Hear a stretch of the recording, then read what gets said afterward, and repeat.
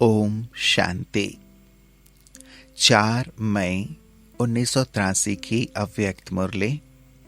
Heading है सदा एक मत, एक ही रास्ते से एक रस स्थिति। सदा श्रीमत दाता, सदा विश्व कल्याणकारी अपने बच्चों के प्रति बोले।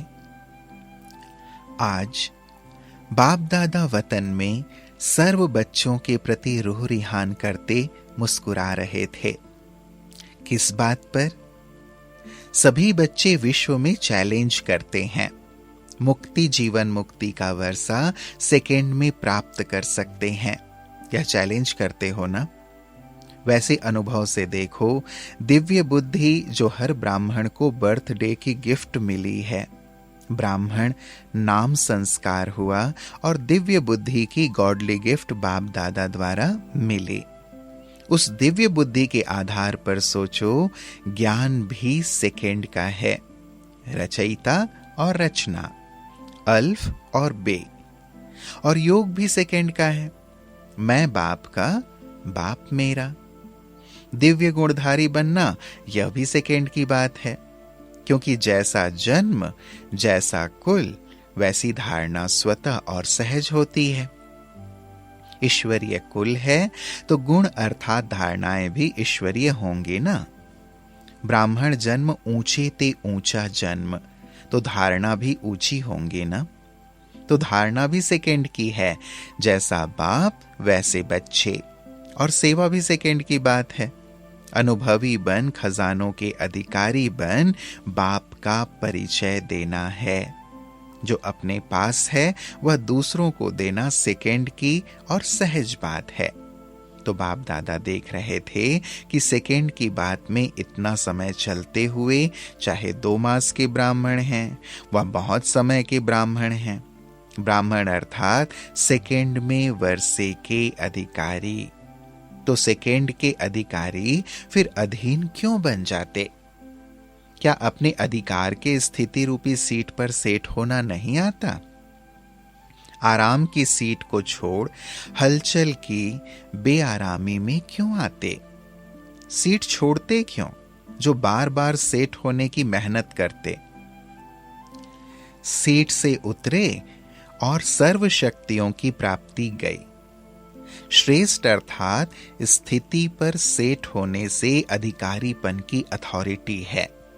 जब सीट छोड़ दी तो अथॉरिटी कहां से आई?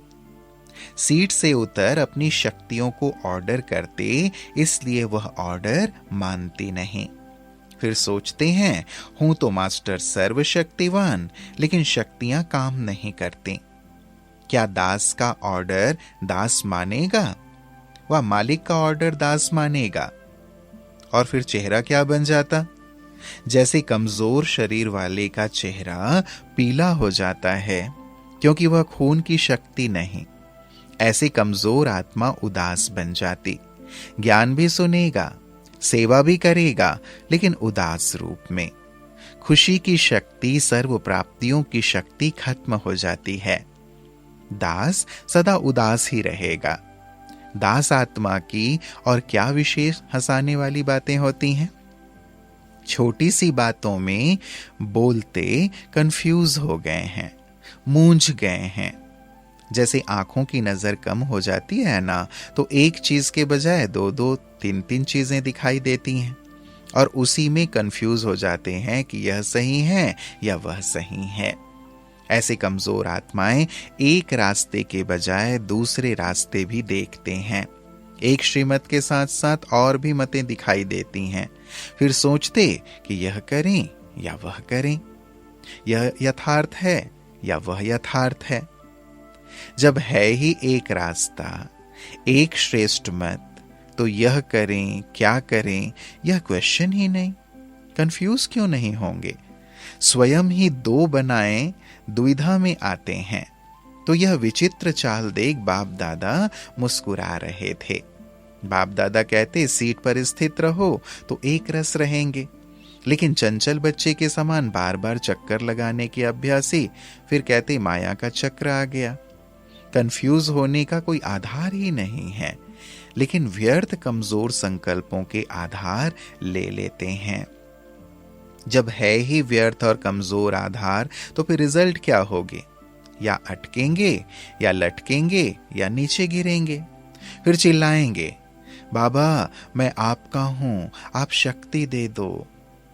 सीट पर सेट रहो तो ज्ञान सूर्य की शक्तियों की किरणें आपके सीट की छत्र छाया स्वतः ही सदा ही प्राप्त है।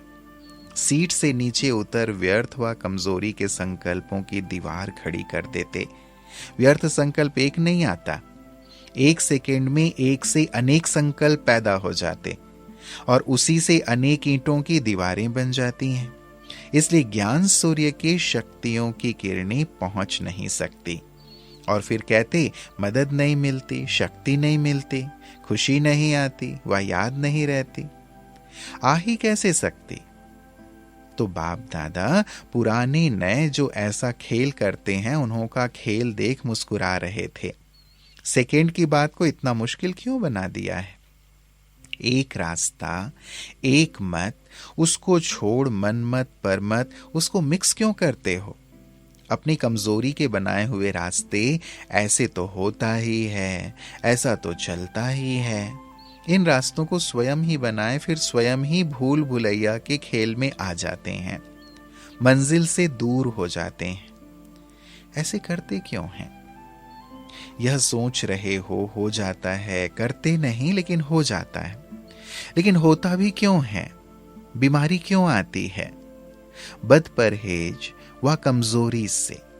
वह यह कहेंगे कि बीमारी आ जाती है। ना कमजोर बनो, न मर्यादाओं की परहेज से व मर्यादाओं की लकीर से बाहर आओ। अभी तक यही खेल करने हैं क्या? विश्व कल्याण के ठेकेदार इतनी बड़ी ऑक्यूपेशन वाले, और यह बच्चों के खेल खेलते, यह कब तक? विश्व आपका इंतजार कर रहा है कि शांति के दूत आए कि आए। हमारे देव हमारे ऊपर शांति की आशीर्वाद व कृपा करने के लिए आए कि आए। जोर जोर से चिल्ला के घंटियां बजाते, कभी तो चिमटे भी बजाते हैं, नगाड़े भी बजाते हैं, आओ आओ करके पुकारते हैं। ऐसी देवात्माएं अगर अपने बचपन के खेल में रहेंगी तो उन्हों की पुकार सुनेंगी कैसे? इसलिए पुकार सुनो और उपकार करो। समझा क्या करना है? अच्छा, बाप भी समय का ख्याल रखता, आप लोग नहीं रखते। ऐसे सदा श्रेष्ठ समझदार, सदा एक मत एक रास्ता पर चलने वाले, एक रस स्थिति में स्थित होने वाले, सदा सेकेंड के अधिकार को स्मृति में रख समर्थ आत्मा रहने वाले, व्यर्थ संकल्पों के खेल को समाप्त कर विश्व कल्याण के श्रेष्ठ सेवाधारी, ऐसी महान आत्माओं सो देवात्माओं को बाप दादा का याद प्यार और नमस्ते।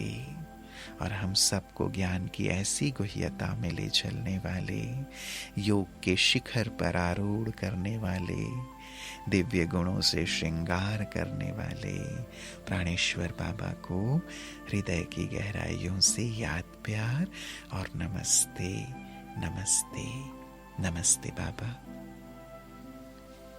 फिर बाबा ने कुमारियों के साथ मुलाकात की। सभी कुमारियां अपने को शिव शक्तियां समझती हो। शक्तियां सदा कहां रहती हैं? शिव के साथ रहती हो ना। जो जिसके साथ रहते उसके संग का रंग तो उन पर जरूर लगेगा ना। तो जो बाप का गुण, जो बाप का कर्तव्य, वही आपका है ना। बाप का कर्तव्य है सेवा, तो आप सभी सेवाधारी हो ना। सेवा करती हो या करनी है। सदा यह लक्ष्य रखो कि बाप समान बनना है। हर बात में चेक करो कि यह बाप का कर्म व बाप का संकल्प बोल है। अगर है तो करो, नहीं तो परिवर्तन कर दो, क्योंकि साधारण कर्म आधा कल्प किया। अभी तो बाप समान बनना है। सभी बाप समान विश्व सेवाधारी हो ना, हद के नहीं। हिम्मत अच्छी है, हिम्मत और उमंग में आगे बढ़ रही हो। उमंग उल्लास ही सदा आगे बढ़ाता रहेगा। सदा उमंग और उल्लास में रहने वाले हर बात में नंबर 1 होंगे। याद में भी नंबर 1, ज्ञान, धारणा, सेवा सब में नंबर 1। ऐसे हो। नंबर 1 उमंग उल्लास वाले घरों में कैसे रहेंगे? निर्बंधन होंगे ना। सभी कौन हो? पिंजरे के पंछी हो या स्वतंत्र पंछी? पढ़ाई का पिंजरा है, माँ बाप का पिंजरा है। ऐसे पिंजरों में बंधने वाली को नंबर 1 कैसे कहेंगे? अभी निर्बंधन हो जाओ। जो शक्तिशाली आत्माएं होंगी उनके आगे कोई भी कुछ कर नहीं सकता। जैसे तेज आग जल रही हो तो उसके आगे कोई भी आएगा नहीं, दूर भागेगा। आप भी योग अग्नि को ऐसा जगाओ जो कोई बंधन डालने वाला सामने आ ही ना सके। जैसे कोई जानवर को भगाना होता है तो आग जला देते हैं। आग के सामने कोई जानवर नहीं आ सकता। ऐसे लगन की अग्नि को तेज करो। अगर अभी तक बंधन है तो लगन है, लेकिन अग्नि नहीं बनी है। लगन है तब यहां पहुंची, लेकिन लगन अग्नि बन जाए तो निर्बंधन हो जाओ। लगन फुल फोर्स में हो। शक्तियां मैदान पर आओ। इतना बड़ा ग्रुप जो आया है तो जरूर कमाल करेगा ना। इतने हैंड्स निकल आवे तो वाह वाह हो जाए। अच्छा, ओम शांति।